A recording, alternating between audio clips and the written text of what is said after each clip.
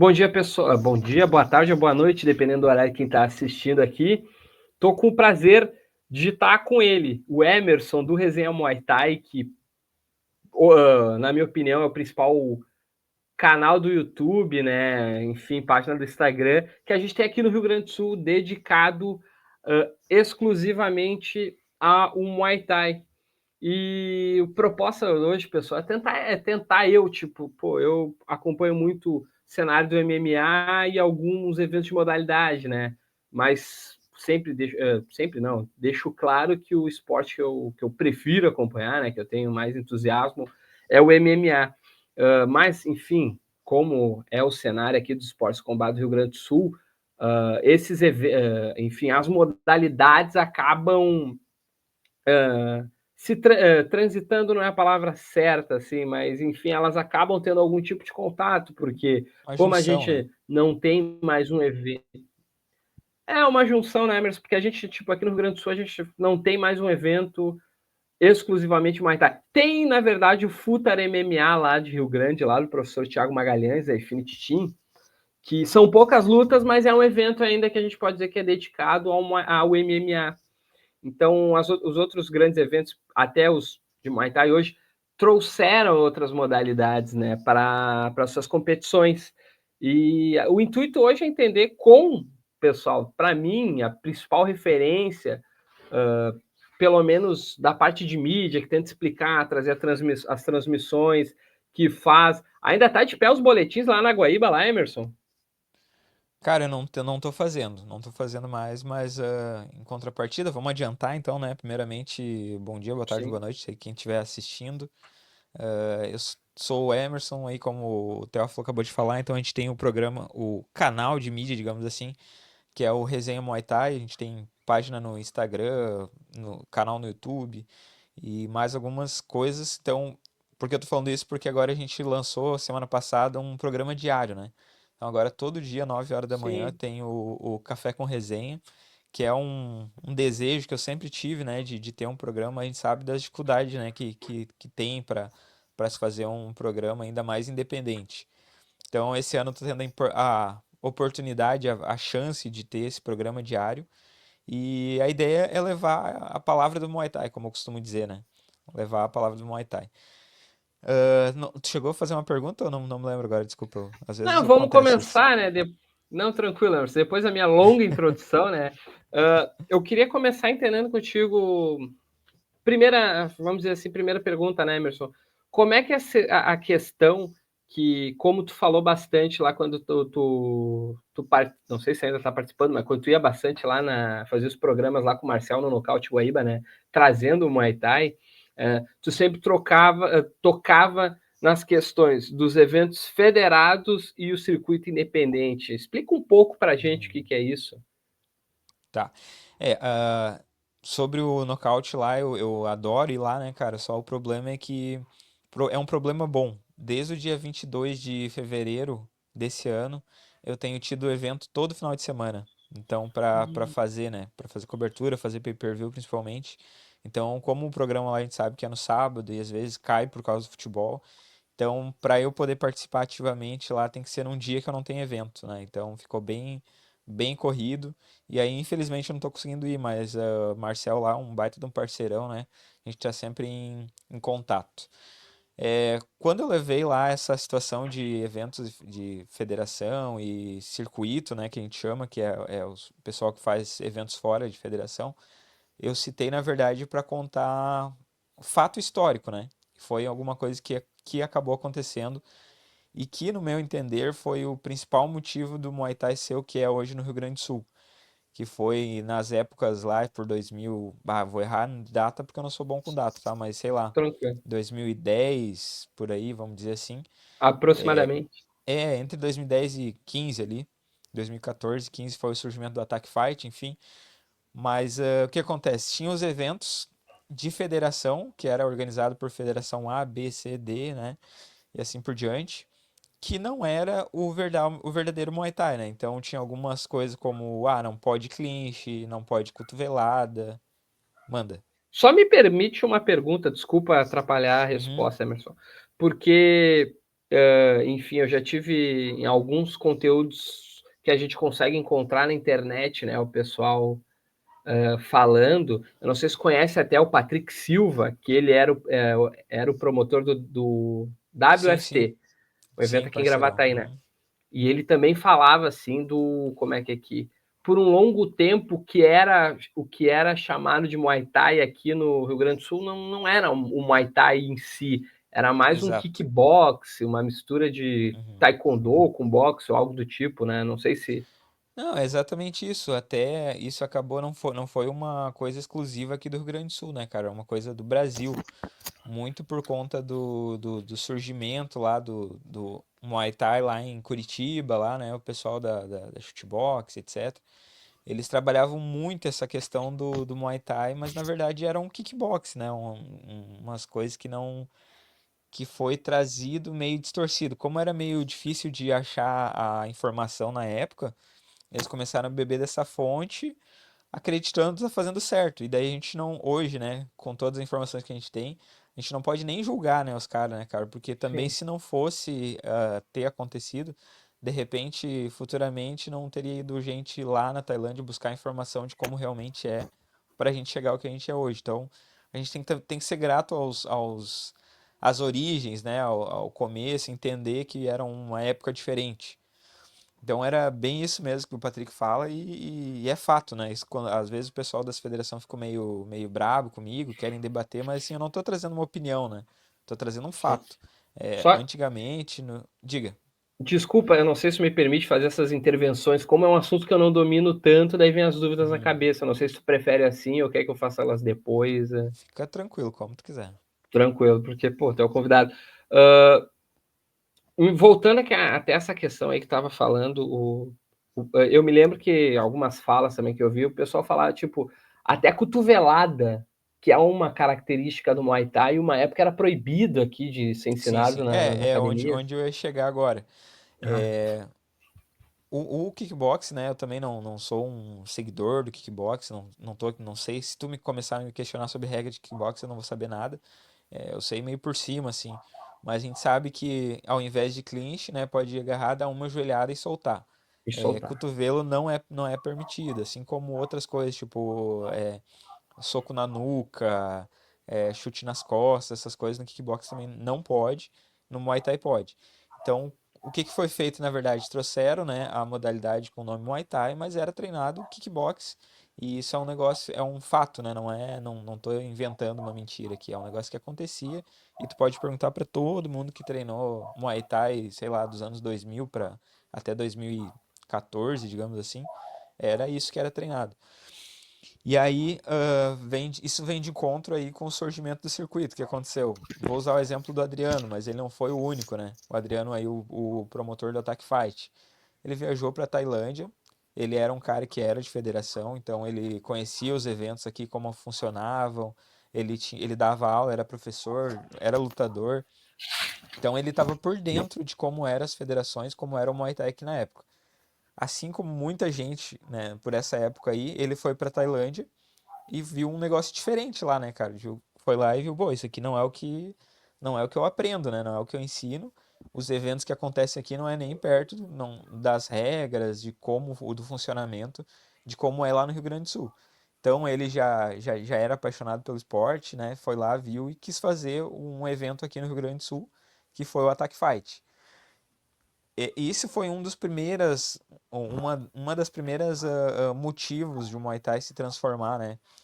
Com o tempo aí teve o Daniel Zambrosus, considerado um dos embaixador do Muay Thai aqui no Rio Grande do Sul, que também, né, viajou para Tailândia, começou a estudar sobre regra. Teve também um pessoal que aí a gente chama que é uma outra vertente aqui, né, tudo entre aspas, que tinha contato com o pessoal de São Paulo lá, mais especificamente o Sandro de Castro, que por muito tempo foi uma referência na arbitragem de Muay Thai, né? Se eu Então não me foram engano, ele atrás. veio dar seminário aqui no Rio Grande do Sim, sim, Sul. sim. Ele vinha bem Ah, seguido da seminário pra cá, né? Então, assim, devagarinho a informação começou a chegar aqui no Rio Grande do Sul, né? E aí o que aconteceu? O pessoal que era de federação começou a ver que o que a federação passava não era o que os tailandeses faziam. E aí acabou havendo aí uma saída de algumas pessoas de dentro da federação por não concordar, e eu acredito também que tem essa questão muito marcial dentro das federações, né? Então, tem o mestrão lá e muitas vezes tu questionar o mestre não é É. uma coisa que é muito bem vista dentro das federações. Então, como o Uhum. mestre também era o detentor de todo conhecimento, né, que entre aspas, acabou havendo essa debandada aí de dentro das federações, o pessoal se unindo em torno do Muay Thai real, né? Das regras do Muay Thai e começar a ensinar como era. E acabou se estendendo para eventos. Então, eventos aí veio uma arbitragem a par das federações praticando as regras, né, do Muay Thai. E aí começou o desenvolvimento mesmo do esporte, né? Óbvio, primeiro começou a se destacar as equipes que foram atrás da informação primeiro, né? Tipo, o caso mais que eu lembro agora de cabeça aqui é a Scorpion e a DK1 foram Uhum. uma das primeiras academias a ter o conhecimento, então até por isso teve uma rivalidade muito grande, assim, né, dessas duas equipes. E aí, com o tempo, como a informação começou a chegar para as demais, começou a ficar um circuito bem interessante. Por um bom tempo, a Scorpion e a DK1 eram as detentoras de tudo, né? Ganhavam tudo, muito por saber a regra e já treinar no estilo tailandês. Então, se destacaram. E aí o conhecimento foi chegando e foi surgindo outras equipes, como a Combat, a Sete Team, aqui de Campo Bom. Combat ah, Club? não, a CT Combat, lá de Ah, tá, Caxias, tá. que na época o Rob Lins fazia parte, o Rob Lins que hoje é Ah, pô. O o árbitro do árbitro, né, ataque. do ataque. E o treinador lá era o Michael Mello também, né? Foi um dos os líderes aí dessa revolução. Então, aqui na Novo Hamburgo tem a Resgate, eu acho daquela época, né, que começou a fazer esse movimento. Posso com certeza estar esquecendo de outras equipes Não. importantes, que nem a Rastai, né? Bastante gente aí. Mas enfim, foi o que fez o esporte chegar onde a gente está hoje, né? Só retomando um pouco agora, dando um parênteses meu, né? Essa questão do mestrão é complicada, assim, eu acho que atrapalha. Eu pratiquei muito karatê por um tempo e o pessoal não tem noção do que é a pessoa. E é difícil dizer isso, tá? O pessoal mais tradicional tem um pouco de. Não tem noção tanto assim o que é o karatê, porque o karatê que foi ensinado aqui no Rio Grande do Sul era muito. Tinha uma disciplina muito rígida, então a Uhum, parte da contestação não existia. E quando eu comecei a fazer faculdade, eu faço faculdade de história, né? Eu fui atrás uma vez para ver, né, qual era a história do karatê. E tem duas vertentes de karatê. Tem o karatê de Okinawa, que é o mais original, que vem do Dotê, e o karatê que se foi expandido pelo mundo, que é o japonês. E eu me lembro que, pô, quando eu pesquisava, olhar, fazer alguns comentários, os mestres mais antigos aqui do Rio Grande do Sul, eles ficam bravos, assim, por causa que uhum, parece que eles não podem estar errado, né? E às sim, vezes é só a forma como eles foram ensinados, né? Não é exatamente. maldade, mas parece que eles não gostam de ser contestados, né? O Muay É Thai isso aí. parece que isso se E aí, sim, repete também, né? tem alguns que abrem a mente, né? Que conseguem ver a evolução do esporte, e aí buscam caminhar junto e estendem isso para suas federações. Então, por isso que quando eu falo federação, eu não estou generalizando nunca, né? A gente sabe que tem, por Sim. exemplo, aqui no Rio Grande do Sul tem a do Carneiro, que desde o início, né, procurou trabalhar dentro da regra, assim. Desde o início que eu digo, foi um dos primeiros, junto ali com medalha, com o Ah, foi Daniel, a logo FGMM, depois. se eu não me engano? Exato. Tem também o pessoal Pô, mas da eu... FGMTE, lá que é do Veríssimo, FGMT. que também é uma galera que estuda bastante. Eles falam, né, que eles. Porque tem dois Muay Thai, né? O Muay Thai amador, que aí é com proteção, tudo, capacete, e o Muay Thai profissional, que é o sem nada, né? Sem cotoveleira, sem. E aí o pessoal da FGMT, eles falam, né, que eles trabalham a regra do Muay Thai amador. Então eles deixam, ninguém é enganado que tá lá, né? Eles autorizam a Uhum. galera que frequenta, que é, nem sei como é que é a nomenclatura para quem, federado. Pra Os galera que é federados? federado, Ou né, filiados? trabalhar aí com as duas, né, com o profissional amador e o Muay Thai amador ou profissional. Mas eles sempre deixam especificado, né, que o que eles gostam de fazer, que eles fazem é trabalhar com Muay Thai amador. Então tem federações que são mente aberta, né? E tem outras que não, né, cara? Eles querem se prender ao que eles aprenderam, sei lá, nos anos 90 e ficam trazendo até hoje como se fosse verdade, né? Isso é complicado, né? Por causa que. Eu não sei se é por causa da minha formação, tá fazendo história, graduação. A história se. É comum a história se transformar, não é se atualizar, novas fontes vão aparecendo e o que era unanimidade um tempo atrás acaba trazendo outras discussões, né? Eu nunca vi isso como problema, mas aí a gente volta para o meu exemplo do karatê também, que tem gente assim, agora só um pouquinho, né, pessoal, para entender, porque o karatê na base ele é muito adaptável ao tamanho do atleta, aonde ele alcança, o estilo de soco, ele é totalmente feito, não é feito, mas ele se adapta àquilo que tu pode entregar, diferente do karatê japonês, que foi difundido no Brasil, que o soco tem que ser desse jeito, tem que ser o tamanho da linha da cintura, é aquela coisa muito regrada e que não que o de Okinawa não tenha, mas o Okinawa entenda muito mais a especificidade do praticante, né? Uhum. Seguindo um pouco dessa, ou não sei se tem mais algum comentário a respeito disso, Emerson. Não, pode mandar. Só a questão que ia falar, a gente evoluindo o assunto, né? As questões das federações. Todo respeito às federações, eu entendo, eu respeito o trabalho das federações, mas a gente não pode dizer assim, né? Também tem, não é só porque eu tenho amigos também que são, enfim, são muito ativos em federações, não é por causa disso, desse meu cuidado, mas é que o Muay Thai tem uma coisa assim que é bem.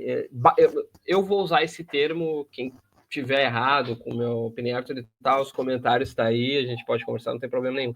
O Muay Thai parece ser muito bagunçado, tem muita federação, talvez junto com o Taekwondo, talvez é o que tenha mais no maior número de federação aqui, só a nível estadual, né? E não que isso só aconteça no Muay Thai, né? Mas teve também teve aquele, acho que foi na Zero Hora, eu não me lembro se foi a Zero Hora ou o Diário Gaúcho, acho que foi um grupo foi uma 0 hora. matéria da Zero Hora, né?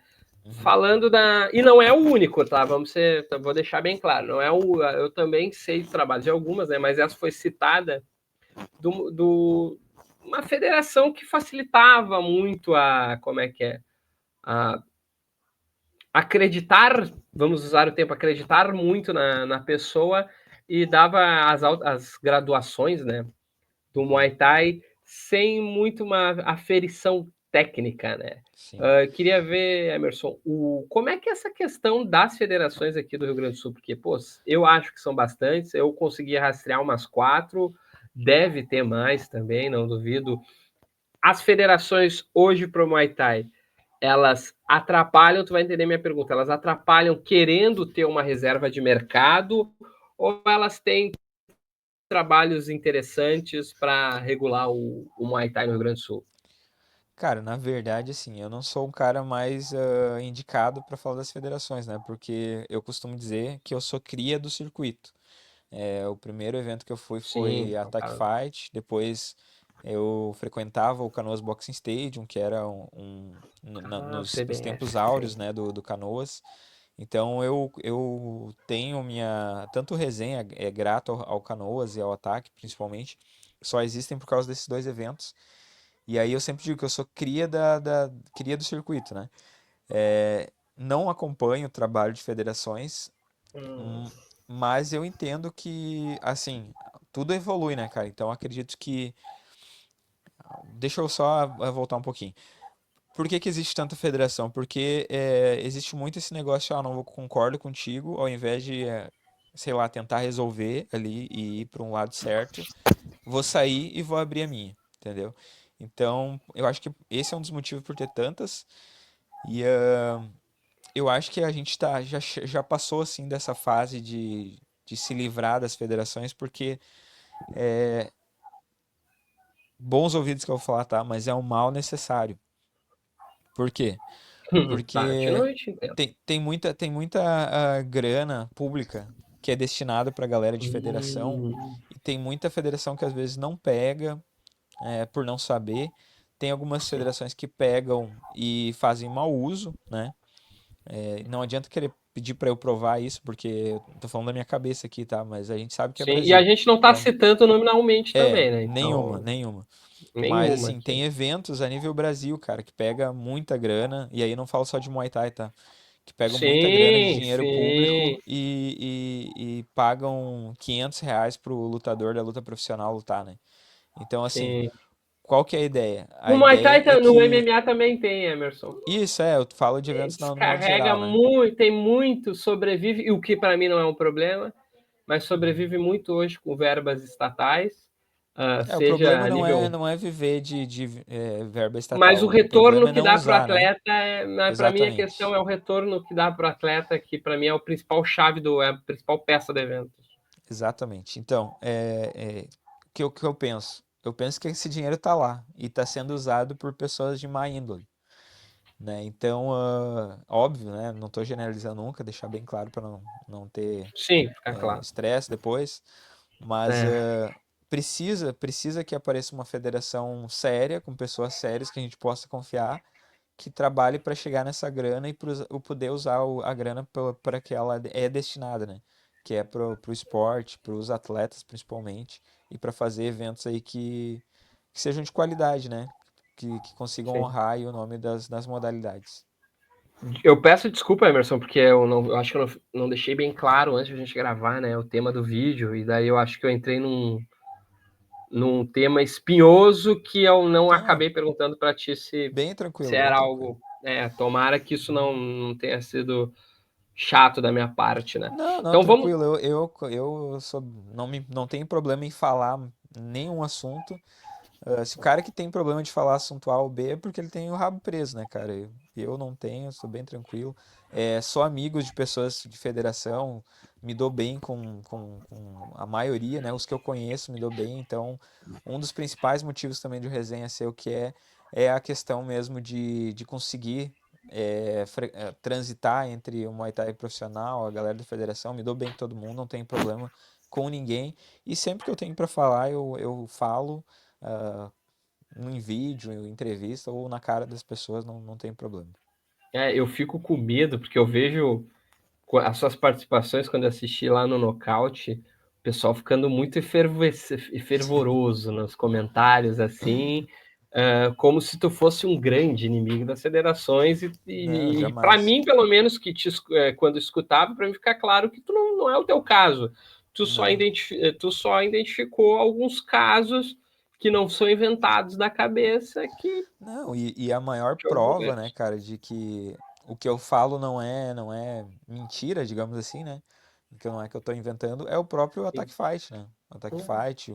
Os maiores eventos hoje do Rio Grande do Sul, quiçá do Brasil, são eventos que não são federados, entendeu? Que são feitos por pessoas privadas. Então, acho que maior prova do que eu tô falando do que isso não tem, né? Não, a gente vai entrar mais nesse assunto, né? Só para concluir essa parte de federação, eu acho que ambos conseguem. Claro, talvez hoje o circuito, não sei se é independente, mas talvez o circuito não federado, pelos meus olhos, está entregando muito mais atletas do que o pessoal dos federados. E hoje tem gente que compete nas duas, né? Compete no circuito das federações, circuito independente. Eu quero citar aqui o caso que foi a luta do Júnior Lobão contra o Rafael Rios no MFC, no Mercosul Fight Championship, na segunda edição. Foi uma luta muito boa, de dois atletas de características diferentes, que eu até falei com o Marcel na transmissão, que a gente tinha o Lobão, pelo que eu conheço, ele é o cara, pô, detentor de dois cinturões, não sei se ainda detém, né, do Attack Fight, é um cara que tem um trabalho muito mais nos eventos do circuito independente, e o Rafael Rios, que participa muito mais nos eventos federados, e são dois atletas com um futuro muito grande, são dois excelentes atletas, né, então acho que não tem necessidade de ter guerra, né, Isso, federado não, e e circuito outra, né? independente. Que nem eu tô falando, meu. As pessoas de federação que fazem bons trabalhos, a gente vai ver o resultado, né? E é um É, exemplo hoje de um dos maiores eventos do Brasil de Muay Thai, que é o N1, né? O Asper N1 é um é. evento que o CEO lá, o cabeça do evento, que é o Rafael Bach, ele é presidente da Federação Catarinense de Muay Thai e Boxe Tailandês, né? Então é um evento que tem essa ligação forte com a federação, apesar de não depender da federação, né? Então Sim, ele como é um sempre. evento que ele é federado, mas a grana pro evento que acontecer é tudo próprio, né? Tudo privado. É. Avançando mais um pouco, Emerson, tomara que não. Tomara que a questão do tempo, eu tô com medo, não sei como é que tá o teu tempo, né? Que Não, eu para mim tô tá de boa, sendo. Ah, tranquilo. legal. Que para mim tá sendo muito. Eu tenho tempo, mas eu posso estourar um pouco, eu consigo me virar. Uh, Emerson, a questão, então vamos entrando agora para a realidade do atleta. A gente entendeu os tipos de evento que eles podem estar competindo. Como é que é a questão, o Rio Grande do Sul, hoje, para o cenário profissional? Bolsas justas é difícil de a gente falar, porque, tipo, até no MMA eu entendo os valores pagos, mas eu não acho justo pro toda a preparação que o atleta tem, mas eu entendo que é o jeito para os eventos existirem para poder desenvolver os atletas aqui a nível estadual antes de eles evoluírem. Mas o cenário aqui do Muay Thai, aqui do Rio Grande do Sul, ele não sei se é atrativo, mas é satisfatório, principalmente profissional, o que ele consegue entregar para os atletas, tirando só a visibilidade, também o retorno Uhum, financeiro. sim. Cara, depende muito do que a gente avalia como justo, né? Que nem tu mesmo falou. Eu não sei, o que que hoje um evento de MMA tá pagando por bolsa aí, sei lá, luta profissional, principal, Quer que eu. digamos assim. Eu digo uma média, tá? Isso, Normalmente é média. 500 Aham. reais. Alguns te dão 500 mais um valor a mais pela vitória. Daí tem eventos que te dão, além da bolsa, eles vão te dar uma comissão por o Uhum. ingresso que tu consiga vender no teu meio, né? Enfim, amigos, alunos, praticantes, enfim, aquele meio, eles também te pagam o valor. Então, isso é. Só que a maioria não divulga. Então, o que Sim. sobra para nós, a gente dá o jeito de descobrir. Como é que é o dar o jeito de descobrir? Não dá para falar, porque senão eu não quero Sim. expor o pessoal, né? Não, Que não. passa informação. A gente que trabalha com mídia não pode dar fonte, né? Eu não sou jornalista, né? Mas eu entendo que Não, mas mesmo tem que assim, ter tu esse cuidado, trabalha, né? querendo ou não, tu trabalha com comunicação, né? É. Eu trabalho com educação, mas eu gosto de fazer essa parte aí, né? Uhum. Mas enfim, vamos lá. Cara, hoje em dia os eventos aqui, não posso falar de todos, tá? Sim. Mas vamos citar aí os principais do Rio Grande do Sul. Attack Fight, que é um dos maiores do Brasil também, mas vamos, né, ficar no Rio Grande do Sul aqui. Open Aron, The Contenders.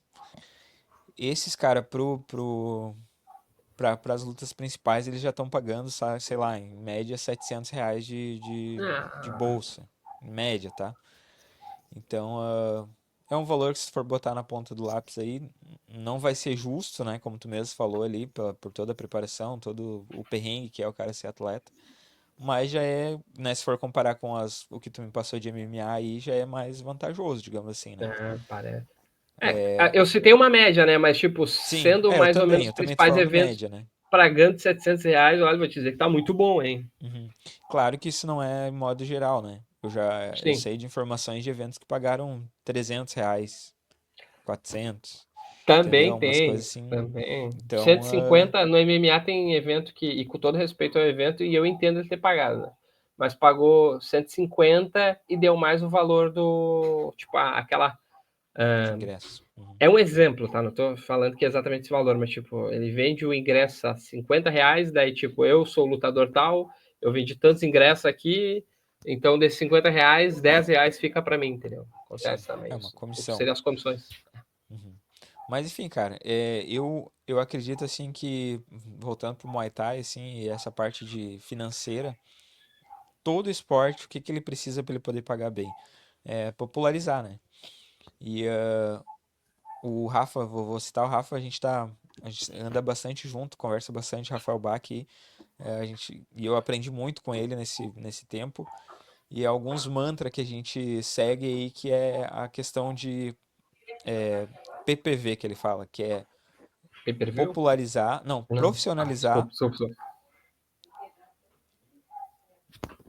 Oi, posso falar? Pode, desculpa atrapalhar, desculpa atrapalhar. Não, tranquilo. É um mantra, né, que ele usa que é o PPV. Profissionalizar, para popularizar, para valorizar. Então, acho que esse é o caminho. Por que que o profissionalizar vem primeiro? Porque, assim, os atletas precisam se ver como um conteúdo, né? Como algo de valor, saber se vender em primeiro lugar. Então, assim, tu mesmo falou ali, né, que entende porque alguns valores são pagos e vem de contra o que eu vou te falar aqui.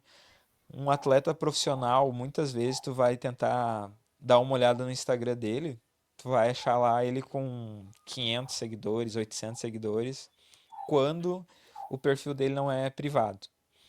Então isso não faz a menor lógica, né? Tu trabalhar com público e querer privar as pessoas de ver o teu trabalho, né? Então, muitas vezes acontece de, vi o cara lutando lá num tal evento, pô, gostei dele lutando lá, achei legal lá a performance dele e tal.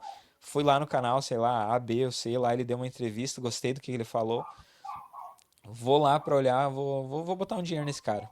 Aí eu abro o Instagram é privado. O cara que tá interessado, mas ele não vai pedir pra te seguir, né? Então ele vai ali, vai olhar, ele já vai te ver como uma oportunidade de exibir a marca da empresa dele, digamos assim, e ele vai olhar e vai pensar, pô, se o cara usa privado e tem 800 seguidores, ele vai mostrar para 800 pessoas. Uhum. Então, Não isso, vale a isso é um pena, dos né? principais pontos hoje em dia, né, que os atletas têm que entender. Eles trabalham com. Hoje não tem que fugir de trabalhar com isso sem Instagram, né, sem uma rede social, não tem que fugir, mas eu não gosto de postar foto, eu não faço vídeo. Aí tu, infelizmente, está no esporte errado, né? Tu tem que saber se vender, ou se tu não gosta desse, vai ter que terceirizar para alguém fazer para ti. Né? Porque hoje em dia eu gosto de usar o exemplo de, sei lá, pedreiro. O cara que é pedreiro, ele arruma serviço. Só que ele vai arrumar muito mais serviço se ele tiver um Instagram bonitinho, mostrando lá os trabalhos que ele fez, entendeu? Então, o mundo mudou. Não é a questão do Muay Thai, do MMA, sei lá, de qualquer É. modalidade esportiva. É o mundo que tá assim. Ou tu usa uma rede social para mostrar o teu trabalho, ou tu vai vender para quem tu vende sempre. E aí precisa, né, voltando ali, passar por essa fase aí de profissionalização para poder popularizar. Quando no momento que o pessoal tiver profissional, e aí eu não falo só atleta, mas sim eventos, nós da mídia, todo o ecossistema aí do Muay Thai, ou do esporte de combate em modo geral, né, tiver profissionalizado, vai ser muito mais fácil de popularizar, porque daí quem é de fora vai olhar para dentro e não vai ver uma bagunça, vai ver um negócio organizado, né, vai entender por que que, sei lá, fulano tem 5 10 mil seguidores, né, e vai querer fazer parte, porque ninguém quer fazer parte de um negócio que passa uma imagem de amadorismo, né? Os caras sempre vão querer Sim. olhar e ver, pô, isso aqui é legal, não, bonitinho, bem feito, né? É. E aí, Eu entendo muito isso. e nesse momento aí vai começar a vir dinheiro, né?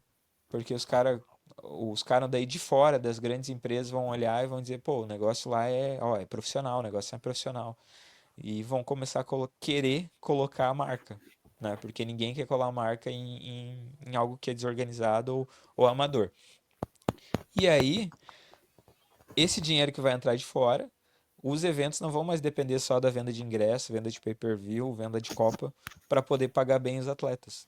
Então, é todo um caminho que a gente precisa fazer, né? A gente já teve um longo caminho e eu acho que ainda não acabou, mas está perto de acabar, que é da informação, da regra, dos eventos se adequar, ter médicos no evento, ter ambulância, ter arbitragem qualificada, né? O ringue tem que ser um ringue profissional, não pode ser um ringue de corda lá, de qualquer coisa, né? Tem que trabalhar tudo para a segurança do atleta que vai subir ali. Acho que a gente está chegando ao final dessa etapa e a próxima etapa vai ser a valorização. E aí, né? Espero não estar cortando aí o fio da meada, mas eu sou obrigado a falar de nenhum, né? Não só porque eu tô trabalhando lá dentro agora, mas é um evento de Santa Catarina que está fazendo uma revolução histórica aí no Muay Thai e eu acredito que nos esportes de combate de modo geral, né? Então vou trazer aqui para vocês ó, uma informação das bolsas que vão ser pagas agora no dia 10 de maio, que é a próxima edição. Eles estão, né, fazendo um GP no valor de 100 mil, que é um GP aí que está durando mais ou menos um ano, então cada edição tinha uma fase, né? E agora, dia 10 de maio, vai ser a grande final. Então a gente tem um atleta gaúcho, que é o Natan da Wolves, que tá lá na disputa, né? Tá na semifinal. Dois atletas de Santa Catarina, o Patrick e o Eric. E um atleta da Bahia. Todos esses quatro já vão somente para lutar, eles vão ganhar R$ 5.000. Pô, tá. E aí, o que tu acha? Vou te dizer que é difícil um evento de MMA aqui no Rio Grande, no Brasil. Vamos tirar Rio Grande do Sul. Estou falando Brasil. Pagar uma bolsa nesse valor. Talvez o Iron Man lá do Nordeste lá pague isso daí. Mas os dois Já é bom, maiores, né? Já é bom, né? pô, para Então, nossa assim, realidade, né? semifinal, né? Eles já vão ganhar 5.000. Então, Só para lutar. quem passa de fase para semifinal, para final, desculpa, o segundo colocado já vai levar 20.000 para casa. E o primeiro leva os 100.000. Então, é grana, né? E aí, só Muito mais pra gente não. atrativo que o MMA, por exemplo, na atualidade, né, Emerson? Então, só pra gente não. Só pra eu te passar aqui todas as informações. Isso é só um GP que vai acontecer, a final de um GP, né? Vai ter uma luta reserva para esse GP, que é dois atletas gaúchos também, o Lucas Pereira, lá de Erechim, e o Jonas Nunes, aqui de Novo Hamburgo. Eles vão ganhar 3.000 para subir e mais 3.000 em caso de vitória. Então é 6.000. Vai ter luta de Extreme, que é a luta de luvinha de MMA. De MMA. Vão ser duas lutas. Uma luta, os atletas vão ganhar 5.000 e mais 5.000 em caso de vitória. E a outra luta é 3.000 mais 2.000 em caso de vitória. Tem uma modalidade que foi inventada pelo próprio N1, que é o Rei do Ringue, que o detentor do cinturão, né, vai defender seu cinturão. Então ele, como ele é detentor, ele vai ganhar uma bolsa de 15.000 só para subir e mais 10.000 em caso de vitória. O cara que está desafiando ele ganha 10.000 e mais 10.000 em caso de vitória. E tem uma outra luta que também é Rei do Ringue, mas vai ser com luta com luva grande e, e não é cinturão, que é 10.000 para subir, né, para os dois, e mais 10.000 em caso de vitória. Vai ter cinturão, disputa de cinturão. Fernanda Peppa e Ariana, uma atleta gaúcha e uma É catarinense. Peppa. Lutou no 3 UFC mil, agora. isso, fez uma luta de boxe, né? De boxe contra a Vão, Karine Boxe. vão ganhar 3.000 de bolsa e mais 2.000 se vencer. Então, e daí tem uma luta que caiu aqui que eles ganhariam 10.000 mais 10.000, né, em caso de vitória, mas essa luta caiu, estão procurando um adversário. Todos os atletas vão ganhar 30% da venda de ingresso e pay-per-view, com os cupons, né, o atleta tem o cupom dele, então vendas que saírem com aquele cupom ele ganha 30%, que é cerca de R$ 20, 20 e poucos reais.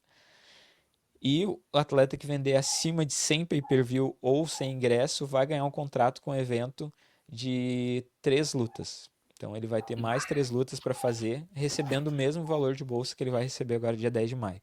Então a gente está falando em coisa de 250 mil aproximadamente num evento. Só em bolsa. Né? A gente sabe Só toda a em bolsa. estrutura que tem. Então, por que eu estou trazendo esses números? Porque é o que eu falei antes, falando agora especificamente Muay Thai, né? A gente está chegando num nível, está chegando agora e está nesse nível de poder viver mesmo da luta, né? Do cara poder fazer uma luta ali e poder ficar, sei lá, meio ano sem fazer uma luta de novo, 3 meses sem fazer uma luta de novo. Né, que vai ganhar um dinheiro Sim, que ele vai conseguir sim. treinar, só treinar por mais 3 meses para uma próxima luta. E aí, é, em contrapartida, tem na televisão hoje o Attack Fight, né, que é um evento que dá muita visibilidade, então é um evento que passa no canal da Globo. Hoje a gente sabe que a Globo no Brasil manda, né, nas mídias tradicionais, e aqui no Rio Grande do Sul muito mais por conta da RBS, né? RBS aí a gente sabe como o gaúcho Afiliado. é, né, cara? O gaúcho ele se apega a uma coisa e é aquela ali. Então a mídia do gaúcho é RBS, não tem muita discussão quanto a isso. E o canal Combate é da RBS, é da Globo, então tem um Attack Fight lá dentro que, apesar de não pagar bolsas desse tamanho, dá uma visibilidade. Então ainda acontece de alguns atletas, e aí eu não julgo, né, uma questão de conduzir a carreira para onde quiser, preferem, ao invés de lutar no N1, lá ganhar uma bolsa gigante, lutar no ataque porque vai dar uma visibilidade muito maior, né, por estar na televisão, etc. E aí não sou eu que vou julgar se o cara tá fazendo certo ou errado, é uma decisão dele. Então, Por que eu tô falando isso? Porque hoje em dia a gente já tá vendo que tem futuro. Principalmente falando de Muay Thai. O cara que quer lutar, quer viver de Muay Thai. Ah, hoje eu vou lutar Muay Thai, não vou me ligar pra MMA. O cara tem essa possibilidade. Obviamente, voltando ao que a gente estava falando antes, né? Se profissionalizando. O N1 ele tá pagando tudo isso de bolsa, mas, cara, é uma série de quesitos que o cara tem que fazer para ganhar essas bolsas. Por exemplo, publicação diária no Instagram. Vou só trazer alguns exemplos aqui, né, de modo geral. Vídeos de qualidade que ele tem que entregar até certa data. Foto de qualidade que ele tem que entregar até certa data. Venda de pay-per-view tem que ter. Venda de ingresso tem que ter. Então, assim, apesar de ser esses valores aí estratosféricos de bolsa, não é sustentável se a gente não tiver atletas profissionais que entregam o mínimo, né? Então, às vezes, muitas vezes, um É. cara que se entrega lá com uma performance muito boa no ringue, mas tu vai olhar na hora lá de ver de fechar os números, o cara vendeu 2, 3 pay-per-view. Como que o evento vai trazer de novo esse cara, né?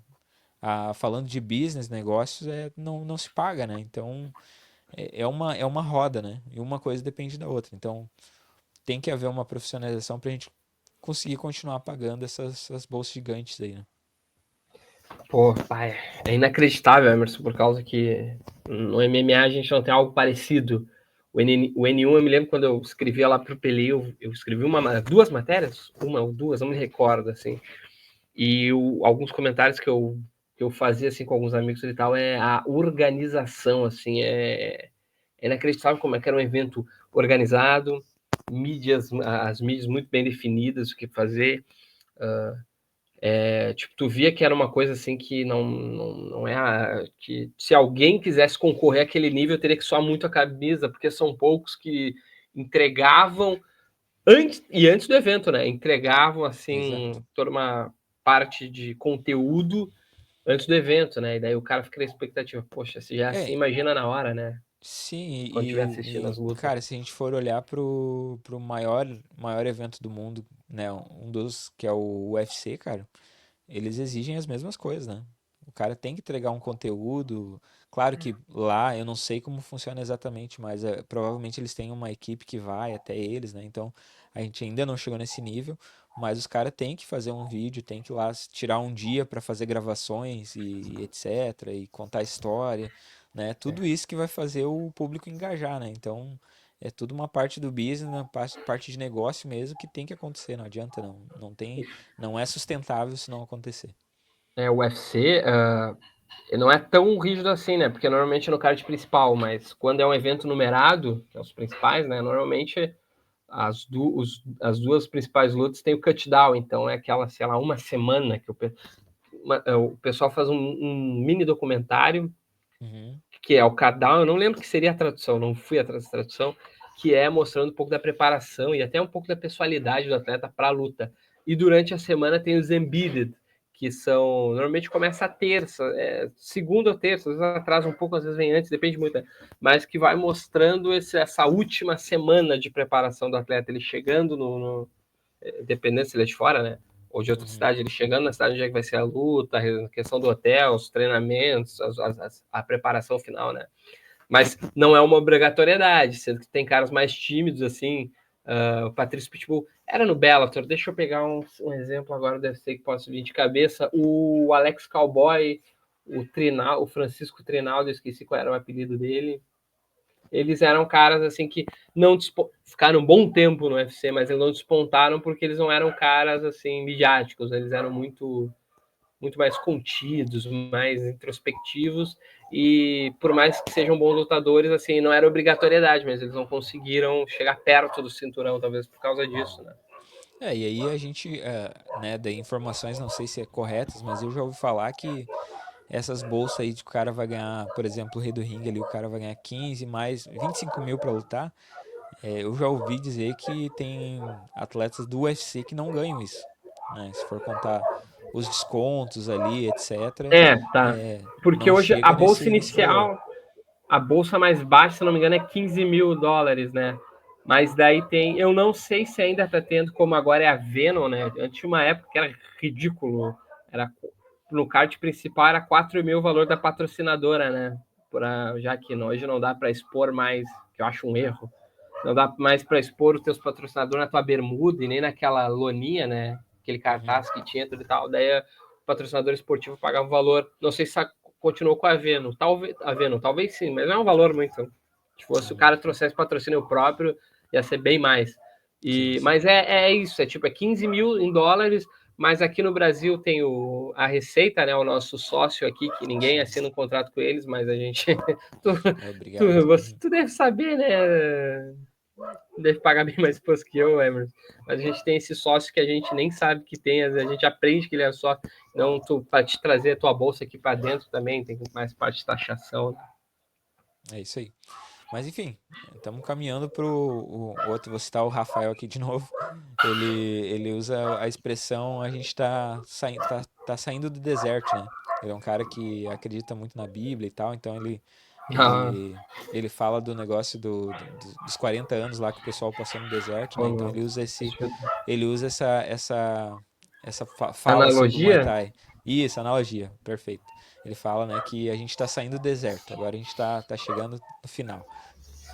E tomara que continue, né? Porque no MMA a gente teve grandes projetos que não tiveram continuidade. O Taura foi muito bom para vários lutadores durante um período. E foi só. Deixa eu ver, o Future. O Future voltou. E daí a gente teve, né, Emerson, o caso ali do. Não só o Future e o Taura, mas às vezes esses eventos aí que querem revolucionar, eles. É que eu não sei como é que é no Muay Thai, mas o MMA ele é muito trabalho para chegar no nível do UFC. Demora anos porque tu tem que entender muito bem o negócio e principalmente tu entender que não é um negócio que dá retorno rápido. E, enfim, Mas, que cara, isso é legal em que. todo. Isso é em todo negócio, na verdade, né? As pessoas acham às vezes que vão abrir um negócio ali, e eu falo qualquer tipo de negócio, e vão ter grandes lucros no, sei lá, no primeiro ano, no primeiro meio ano. E cara, é muito difícil um negócio te dar um lucro no primeiro ano. Então, às vezes os próprios donos de evento olham para, por exemplo, o N1, vamos usar o exemplo do N1 que vendeu, sei lá, vamos chutar um número aí, vendeu 500 pay-per-view a R$ 50, digamos assim. Aí eles olham para esse número e pensam, pô, faz uma conta besta ali, quanto que dá 500? Tu quê? Tu é bom de matemática, não? Eu não faço 500, história. Minha mãe é professora de 500 matemática, mas vezes... eu sou Depois da tu corta aí história. pra gente parecer mais inteligente. Bah, cara, tu 500, vai fazer. 500 vezes 50, ó, 25 mil só em pay-per-view. Daí os caras fazem lá essa conta. E aí eles falam, pô, vou fazer um evento porque eu vou fazer esse valor em pay-per-view, sabe? Então eles acham assim que é fácil. Muita gente acha que é fácil, porém, nenhum negócio tem retorno rápido. E a gente tem bons exemplos aqui no Rio Grande do Sul mesmo, o próprio Open Air, um evento que está indo para a sétima ou oitava edição agora em junho ou julho, que é um evento que começou no passo a passo, né? Começou fazendo interno, depois só para equipes convidadas, aí depois só lutas amadoras, aí depois botou luta semi-profissional e há duas edições atrás ele colocou lutas profissionais no evento. Então tem que tomar muito cuidado quando um evento surge do nada e quer fazer coisa mirabolante, né? Que é muito difícil se não tiver alguém muito grande por trás de dar certo. Isso é de modo Tem, geral, né? É pra vida. tem uma liga internacional agora que até tem uma expectativa também, mas vai. Global Fighters League. E Uhum. diz que vai chegar e fazer acontecer, a gente vai ver o resultado. Pelo menos eles marcaram evento, mas já teve Frank Mir e Fabrício Verdun já saindo já do evento, né? Mas, enfim. Emerson, olha, tu acabou. Eu achei que eu ia fazer a estrutura, tava mais algumas perguntas, mas eu acho que tu falando assim do Áspera, tu já me deu um panorama muito interessante de como é que tá o nível nacional. Que, claro, tem esse trabalho do Áspera, na minha opinião, fora da curva, mas tem outros bons eventos também, que é o Ataque, que eu te agradeço, e ao Knockout Wave, porque teve uma edição que eu fui lá em Canoas, que eu estava ouvindo o programa, acabei ganhando ingresso. Muito obrigado, né? Foi o primeiro contato que eu tive com o evento exclusivamente Muay Thai. Muay Thai nunca foi algo assim que me exclusivamente, né? Um evento assim de Sim. modalidade Uhum. chamou tanta atenção, mas foi bem legal, foi muito legal a experiência. E, cara, um pouco antes das considerações finais, quais são, talvez, a gente pode citar nominalmente, os principais eventos de Muay Thai do Brasil? Eu falei bastante aqui do N1, do Ataque, não por coincidência, né? Não só por ser aqui do Sul, mas atualmente eles são os dois maiores eventos aí do Brasil, né? O Ataque, inclusive, é citado como um dos maiores da América Latina por conta dessa exposição que tem através do canal Combate, né? E o N1 por estar fazendo esse trabalho aí fora da curva. Fora eles, assim, de gigante, a gente tem o Máximo, que é um evento de São Paulo, só que ele não acontece com uma frequência, ele acontece uma, duas vezes por ano, né? Então é grande, mas eu acho que perde um pouco da grandeza, porque, né, bons ouvidos que eu vou falar, mas é muito mais fácil fazer um evento por ano do que fazer Não, não. 8, 6, 10, né? Que nem o Ataque e o Aspera fazem, e acredito que acaba é, é, trabalhando mais em favor do esporte, né? Essa frequência de edição do que uma, duas vezes por ano. Então, é um gigante, né? De várias já. Eles fazem, então, também com entrada gratuita. Então, é sempre um evento muito bom. Excelente. Sempre tem excelentes lutas.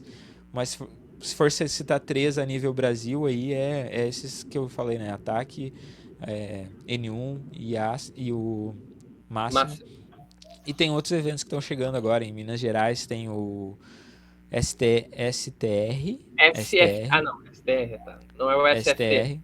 Não, esse aí é boxe, Ah, né? tá. É kickbox. Não é Uh, MMA. MMA? SFT também tem o. Eles abriram, né, um pouco modalidade também, mas na base eles Ah, entendi. começaram como evento de MMA. Tem Show. contrato bom com a Band. Uhum. Sim, tô ligado. Mas enfim, tem eventos que estão surgindo agora, né? O STR é um evento lá de Minas, inclusive eu vou estar indo para lá agora dia 12, 13, vai ter uma edição, a gente vai dar Legal. uma passadinha lá. E, uh, e outros eventos que provavelmente ainda não chegou aos nossos ouvidos aí, né, que acontecem. Tem em São Paulo o Portuários Stadium, que é, se eu não me engano, o primeiro estádio do Brasil e continua fazendo um bom trabalho. Mas acho que é isso, cara. Nível nacional é esse que me vem agora na mente aí. E daí, última pergunta, Emerson. Depois vamos às considerações finais. O, o que é o cenário internacional para o atleta de. Cara, a gente vai chegar na Tailândia, né? Mas o que é o topo assim da carreira do atleta profissional de Muay Thai? Além de seria só a Tailândia ou há outros polos também? Cara, Uh, hoje, né, a Tailândia é o principal objetivo de todo atleta que luta Muay Thai. É, os próprios tailandeses falam que o segundo colocado em Muay Thai é o Brasil, então a gente está num lugar muito bom. E vou dizer, tá, a gente sabe tem informações de muitos atletas que às vezes vão para Tailândia achando que vão mudar de vida, né? Pô, agora eu vou poder só treinar e lutar e vou viver bem, que acabam descobrindo que não é isso, né? Que tem muita gente que passa perrengue na Tailândia de meio que se tornar escravo da luta, né? O cara vai lá, é, meio que obrigado a lutar uma, duas vezes por mês, às vezes quando não é semanal, tem que fazer luta para poder pagar o alojamento, para poder pagar ter onde ficar e comer e etc, né? Porque já ouvi também, não sei até que ponto é verdade, que um lutador de nível que luta no ONI ganha US$ 800, né? Pra lutar.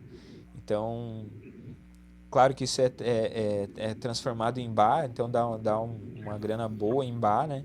Mas 40% disso, em média, 40, 30% fica para as academias. Então o cara vai lá, às vezes se mata, né? Pra ganhar uma grana, viaja para Tailândia achando que vai ter uma vida incrível. nova, né? Isso, vai ficar rico com a luta lá e acaba não sendo isso.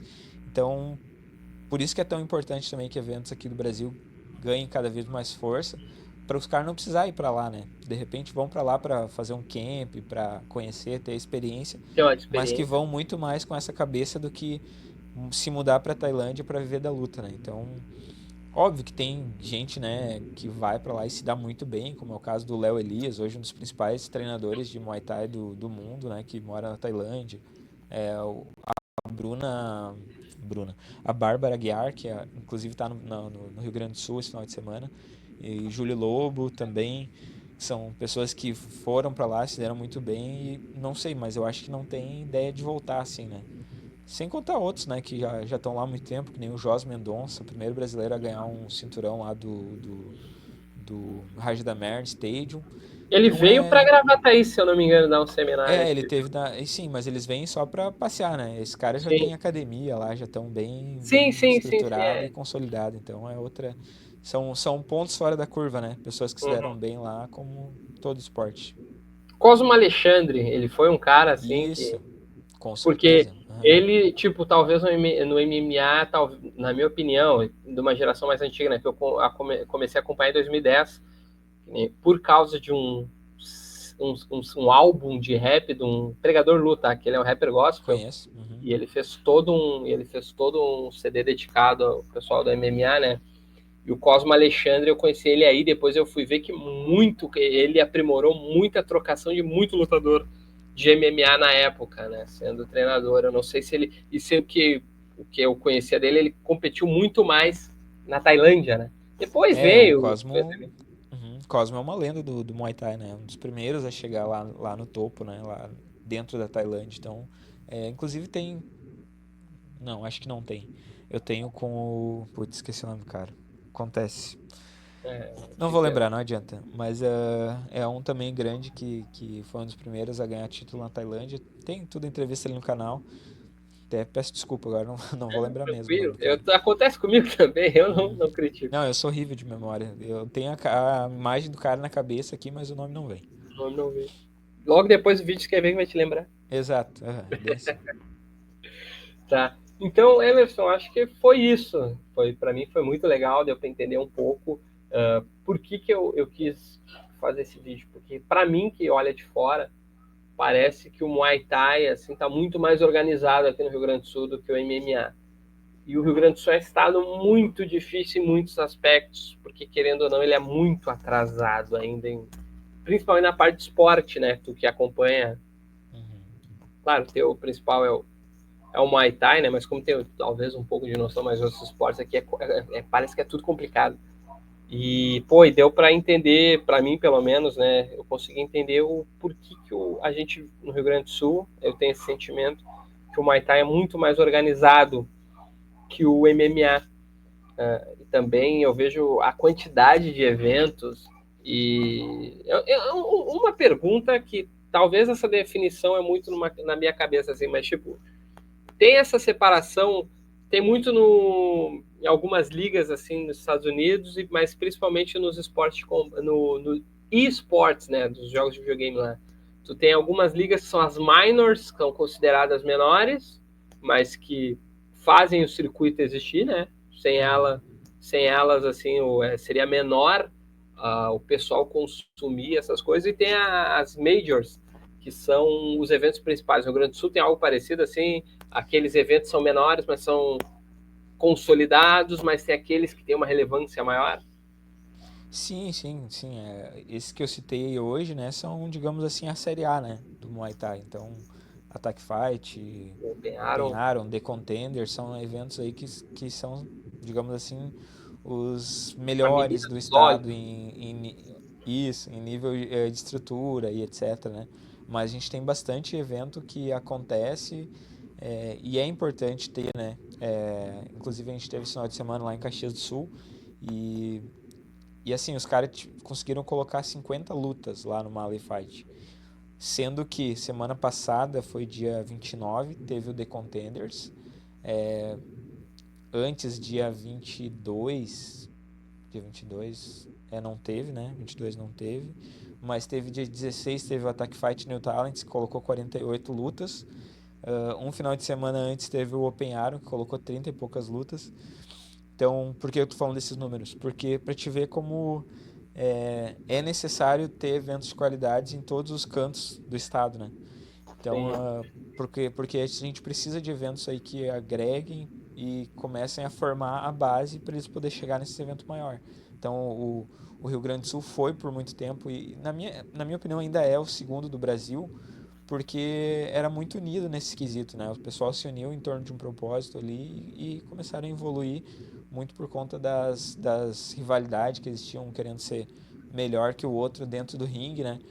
E acabou transformando. Então, o Canoas Boxing Stadium é um evento que por muito tempo foi um dos principais, porque formava, né? Formava muitos campeões e os caras que chegavam dali a gente podia colocar num Attack Fight ou em evento do Brasil que fariam frente com qualquer um, né? Por muito tempo foi assim. Então, sim, tem esses eventos que são a Série A, digamos assim, tem os eventos que são Série B e tem os eventos Série C. Série C também, do... Cara, tem de tudo. Ah, eu tô ligado, eu tô ligado. Tem uns que eu vou também que... Eu gosto, tá? Os que eu chamo de underground, assim, eu gosto de acompanhar. Claro que eu não consigo estar em todos, né? Mas eu gosto de acompanhar o underground porque é uma... É o que oportuniza as academias pequenas, acabam sendo esses eventos. O MMA, a gente teve o caso do MFC, que tu vai ver as principais lutas de MMA normalmente são os principais equipes que são as mais qualificadas, por isso que eles estão tornando, mas tipo, Sombra Team, Elite Tai, o Leandro Bang veio muito forte nessa última edição do MFC, daí a Infinity, Raça Fight, tu tem essas E aí equipes. se tu for pegar, é óbvio que tem a questão performance de atleta, né? Mas se Ah, tu é for diferente. olhar para base de, vamos usar a palavra fãs aqui dessas academias, são academias que são gigantes, né? Se tu for pegar lá os números da Sombra Team lá de seguidores no Instagram, o número da Infinity, tu falou, né? Infinity, que é lá de Rio Grande, lá. Isso, Infinity do Rio Team. Grande. Os números do Bang no Instagram são academias que trazem público de fora também. Então, óbvio, eles estão ali porque tem atletas bons, né? Mas esse não é o único motivo. Então, vem de volta aquilo que a gente falou ali antes, né? Popularizar para valorizar. E se tu for olhar também, são equipes que são muito profissionais. Então, vem para confirmar, né, essa teoria e essa ideia que a gente tem aí de evolução, que é o tal do PPV. Emerson, agradeço aí, cara. Já tirei mais de uma hora do tempo da tua vida aí, te agradeço muito. Eu teria mais conteúdo, mais perguntas, mas eu acho que já deu, né? Até para não desgastar muito. Recomendo, pessoal, tá lá ainda no canal da Guaíba Esportes. Tem o programa com o Maurício Teles, que ele dá. É, é meio que um tutorial do que eu acho até interessante, assim, né? Não é uma obrigatoriedade, mas eu acho que todo atleta, não só do Muay Thai, assim, mas ele dá dicas de estratégia de marketing e disposição do próprio atleta lá, que tá no YouTube lá, eu acho que ele é primordial para entender, que nem o Emerson falou, esse novo momento. E como lutador, ele tem que fazer parte do processo de divulgação do evento, para o evento estar crescendo e, por consequência, o atleta também tá sendo mais visto, né? E não só isso, também lá todos os tá disponível lá, tem as thumbnail lá, os eventos perdão, as participações do Emerson lá, que eu acho que foi muito legal, aprendi mais aqui, mas aprendo muito também ouvindo lá sobre essa modalidade que, na minha opinião, passou o jiu-jitsu, a opinião minha, e está dominando aqui em relação a público e o que consegue envolver mais uma base de espectadores, né? Para mim tá melhor que o jiu-jitsu hoje aqui no Rio Grande do Sul. E Emerson, considerações finais aí, deixar algum recado, alguma informação. Eu já recomendo que o pessoal bota agora, quem não está seguindo ali no Instagram, Resenha Muay Thai. Me chamou a atenção também, a palavra é o Resenha com Café, alguma coisa assim, esse programa também Café com diário, resenha. achei bem legal, Café com Resenha, perdão. Achei bem legal a proposta, assim, é algo que a gente, exclusivo, não tem algo similar aqui no Rio Grande do Sul, né? Uhum. Cara, assim, até, né, quanto a isso, uma coisa que eu adoro fazer, e é o que me move, na verdade, é fazer o que ninguém tá fazendo, né? Então, quando o Resenha Muay Thai surgiu porque não tinha ninguém fazendo o que o Resenha fazia, né, e faz até hoje. É, nesse momento, é uma coisa que eu gosto muito de rádio, né? Eu acho que já falei isso em outras Tá, oportunidades. eu gosto muito de Então eu rádio. procuro fazer, eu gosto de fazer meus programas assim com essa estilo rádio. Então eu queria muito ter um programa diário, né? Óbvio que a partir desse ano ali de fevereiro, eu consegui migrar, deixar o meu trabalho que eu tinha, né, como representante comercial e migrar para trabalhar só com Muay Thai, né? Óbvio que eu não fico o dia inteiro olhando luta, mas eu sou um dos sócios da Prime Boxing, inclusive estou usando aqui a camisa. Cabelo. Tô trabalhando junto com o N1, então é bastante coisa que eu faço no meu dia a dia, mas estou conseguindo trabalhar com o esporte, né? Então, junto a isso veio esse sonho que eu tinha de ter um programa diário. É um desafio gigante, porque sozinho eu não consigo fazer, né? Então eu preciso de no mínimo uma, duas pessoas para estar ali comigo sempre. Encontrei dois parceiros ali meio louco da cabeça que nem eu, que aceitaram o desafio, que é o Eric Dubal, um cara que é um gigante também do Muay Thai, né? Um dos principais nomes aí como treinador. Inclusive está na final do GP lá do N1, junto com o Natan. Ele é treinador da Wolves, né? E o outro é um guri que é um prospecto aí de mídia, que é o Miguel Peleja, Miguelito, que aceitou também. Então a gente tá todo dia falando sobre Muay Thai. E ali a gente traz resultados dos eventos anteriores, coisas que vai acontecer nos próximos, polêmicas que aconteceram no Muay Thai Nacional, falar um pouquinho do que aconteceu também no Muay Thai Internacional e assim um cafezinho ali de 50 minutos, uma hora no máximo, até para não ficar maçante, né? E era isso, de segunda a sexta, no YouTube, @resenha Muay Thai lá no YouTube. Segue lá, pessoal, se inscreve no canal e segue também o trabalho do Emerson, que ultimamente é um cara que está trabalhando assim, olha, no ritmo bem pegado, né? Emerson, muito transmissão de muito esporte, de muitos eventos. Daí eu não sei se tu quer falar se um evento, o evento quer ter o evento dele transmitido no resenha, como é que ele faz? Só entrar em contato? Chama a gente ali, a gente tem alguns, não digo critérios, né, mas a gente precisa de uma reuniãozinha porque assim, uma Ajusta. tecla que a gente tá batendo forte aí desde o início desse ano é a questão da profissionalização mesmo, né? Então assim, o que que a gente quer, a gente não consegue ainda fazer só isso, mas o ideal é trabalhar com eventos que sejam mais profissional possível, né? Então a gente ainda está nesse negócio, pagou, a gente vai e faz. Mas a gente também quer chegar no momento de dizer, cara, teu evento infelizmente não se enquadra no que a gente quer passar adiante. Né? Um dia a gente vai chegar nisso, né? E eu acredito que está bem perto. Mas a gente precisa ter uma conversa ali, até questão de valores, né? Saber onde é, mas é bem tranquilo, sou uma pessoa bem fácil de conversar. Só chamar ali no direct do Instagram, ou se quiser chamar no meu WhatsApp também. Demora um pouquinho para responder, mas respondo. Deve ser um cara muito compromissado, né? Visto a tua atividade muito forte ali com Áspera, né? Que virou uma referência no Muay Thai aqui no Brasil. Algo a mais para acrescentar? Últimas palavras, Emerson? Não, cara, é isso aí. Eu quero agradecer aí o convite. É sempre bom falar do que a gente gosta, né? Então, tô sempre à disposição aí, quiser, é só chamar. E agradecer a todo mundo aí que quiser se inscrever, como tu mesmo já citou aí, lá no Instagram, no YouTube. É, é sempre bom, né? Os números crescerem é sempre bom aí pra gente, como eu sempre falo, levar a palavra do Muay Thai para mais pessoas. Gente, eu vou estar já encerrando aqui por questão do meu tempo pessoal mesmo. Pessoal, muito obrigado por ter assistido. Confere lá o trabalho do Emerson, que é único, que a gente tem aqui dedicado para o Muay Thai do Rio Grande do Sul, e é de uma qualidade, e é de qualidade diferente do meu, que é o notebook velho aqui, né, pessoal? Mas como eu deixo de deixar claro, para mim é muito mais importante deixar em voga os convidados, né, que são mais interessantes do que eu, por exemplo. Então, muito obrigado por ter assistido. Vou bater na tecla de novo de se inscrever no canal, porque eu vou fazer. Mas é complicado. A maioria do pessoal vem pela lista de transmissão, daí eu tô com umas situações aí complicadas. Eu tô usando o celular da minha irmã, que não deve estar agradando nada a ela, mas está indo, né? E, pô, então se inscreve para facilitar o vídeo chegar até em ti aí, o pessoal que curte. Então, muito obrigado a todo mundo aí, obrigado, Emerson. E sei lá, cara, podemos ter outras conversas, falar mais, ter mais conversa a respeito do tema, que não deu para dissecar tudo, mas a gente conseguiu ter uma boa noção do que acontece.